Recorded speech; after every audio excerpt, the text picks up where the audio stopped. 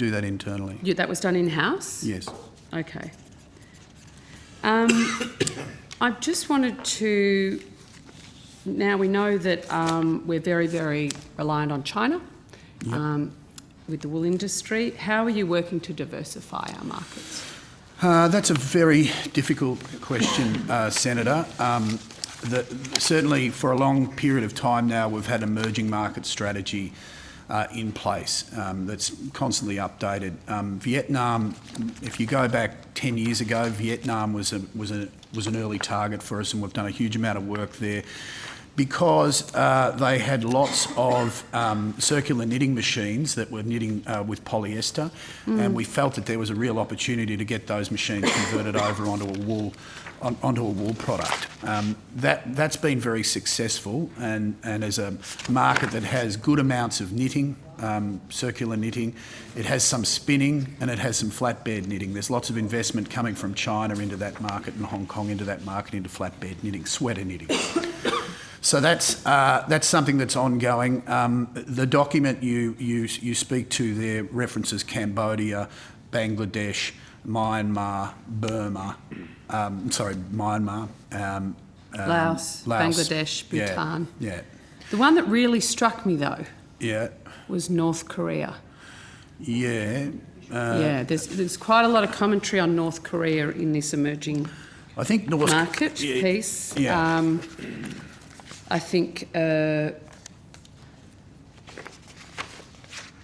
North Korea has seen some real highs and lows, and overall has a very inconsistent record. I think that would have to be the understatement of the century. Probably aspirational. Given that we've got a full sanction regime against trading things like wool and textiles with North Korea, I'm just wondering which government departments you actually consulted with in putting North Korea in AWI's emerging markets strategy analysis. I don't think the department was contacted on that.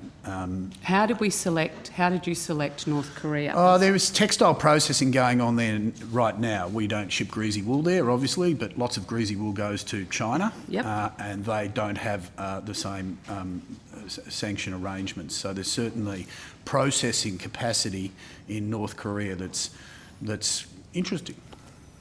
Okay. It's not big, it's very primitive, but it's one of those places, and certainly lots go to South Korea as well. There's lots of wool processing in South Korea. But South Korea wasn't identified as an emerging market in this paper? But there's many ways of, and I'm not aware of much wool that's going in there at all from Australian origin, but it's possible that it could get there by way of China. So just to be clear, it's not lawful to be trading in anything other than medicines or food in North Korea? From here? From Australia? Yeah. But what you've got to remember is that wool has 16 steps of processing. So in a yarn form, or in a wool top form, or in fabric form, for cut and sew, it goes off in all sorts of different directions. So we could potentially go do some of that preliminary clean-up work of the fibre in China, and I'm assuming your intention with this was then... That could be possible.